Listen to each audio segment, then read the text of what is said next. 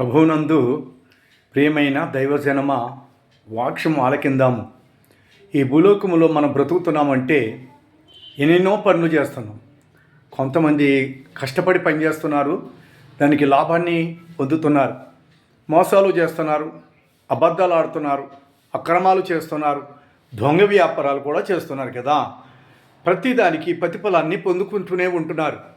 కానీ జాగ్రత్త, ఆకాశమందు ఆసీనుడైన దేవుడు ఒక ఆయన చూస్తున్నాడు. ఆకాశమందు ఆసీనుడైన దేవుడు చూస్తున్నాడు, ప్రతి ఒక్క మనిషిని గుర్తిస్తున్నాడు. కాబట్టి ఈ లోకంలో మంచి చేసినా చెడ్డ చేసినా శలామణి అయిపోతుంది. సృష్టిని కలిగి చేసిన దేవుడున్నాడు, ఆయన చూస్తున్న దేవుడు, ఆయన వింటున్నాడు దేవుడు. ఆయన చేతుల్లో నుండి ఏ ఒక్కరూ తప్పించుకోలేరు. జాగ్రత్త. ఎంత గొప్ప బలమున్నా, ధనబలమున్నా, జనబలమున్నా, అధికారం బలమున్నా, హోదా ఉన్నా, నీవు నరమాత్రుడు అని గుర్తించుకో. నీవు నరుడవే.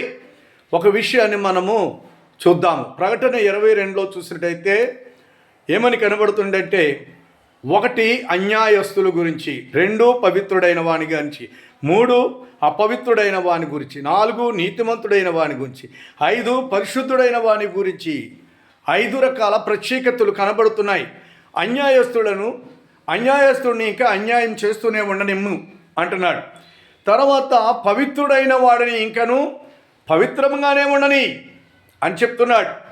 3వది అంటే అపవిత్రుడైన వాడిని ఇంకా అపవిత్రంగానే ఉండనిమ్ము. 4వది ఏంటో తెలుసా? నీతిమంతుడు ఇంకను నీతిమంతుడిగానే ఉండనివ్వండి. 5వది ఏంటో తెలుసా? పరిశుద్ధుడైన వాడిని పరిశుద్ధుడిగానే ఉండనివ్వండి.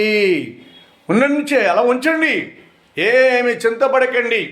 కానీ ఒక సమయం వస్తుంది, ఇదిగో నేను త్వరగా వస్తున్నాను. వాని క్రియలు చెప్పిన ప్రతి వానికి ఇచ్చుటకు నేను సిద్ధపరిచిన జీతము నా యొద్ద ఉన్నది. అల్పాయు నేనే, ఒమేగాయు నేనే, సమస్తము నేనే. అమాయకులైన ప్రజలు అనుకుంటున్నారు. చాలామంది కండబలము చూసుకుని, గుండె బలము చూసుకుని, జనబలము చూసుకుని, అధికార బలము చూసుకొని ఎంతమంది తిరుగుబాటు చేస్తున్నారండి. అక్రమంగా ప్రవర్తిస్తున్నారు, అన్యాయంగా ప్రవర్తిస్తున్నారు, చాలా భయంకరంగా తయారైపోయారు. కానీ న్యాయం లేదు, దేశంలో న్యాయం లేదు.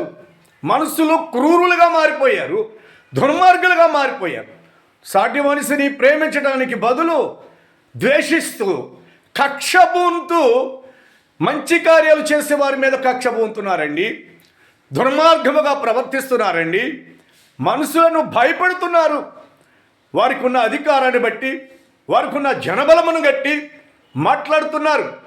నేను చెప్తున్నది ఏంటంటే, ధనవంతుడైనా, అధికారి అయినా, హోదా కలిగిన వాడైనా, ఎంత గొప్పవాడైనా ఒకానొక రోజున మరణము తప్పదు. సర్వలోకం ఈ లోకాన్ని విడిచిపెట్టి వెళ్ళిపోక తప్పదు. గొప్పవాడికైనను, పేదవాడికైనను, లేకపోతే దుర్మార్గుడికైనను, దుష్టుడికైనను, రాజులకైనను, అధికారులకైనను, ప్రధానులకైనను, ఎంత గొప్ప నాయకులకైనా మరణం తప్పదు.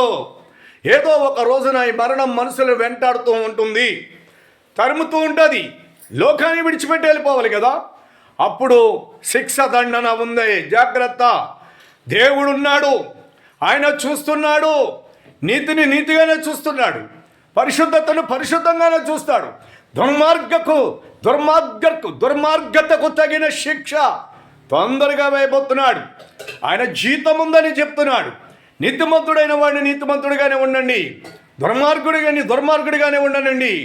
అబద్ధికుడిగా ఉండనిమ్ము. తర్వాత నేరస్తుడిగానే ఉండనిమ్ము.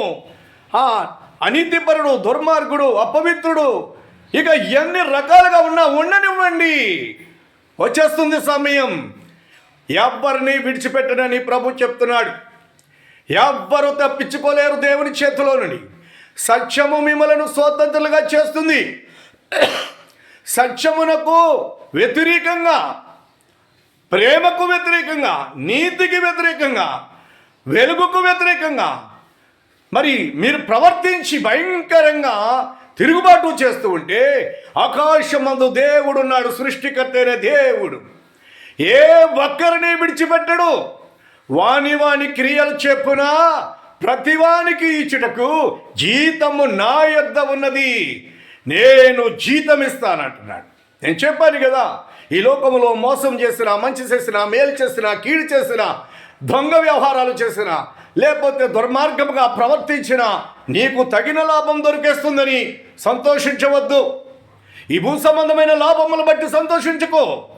కానీ ఇక్కడ నీకు చేసిన ఈ పనికి తగిన ప్రతిఫలము చూస్తున్నావు, అక్కడ కూడా నీకు ప్రతిఫలం ఉన్నది.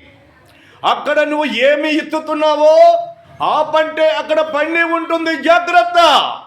నువ్వు ఏది విత్తావో ఆ పంట అక్కడ పండిపోయి ఉంటుంది. దేవుడు నీ చేతే కొయ్యిస్తాడు.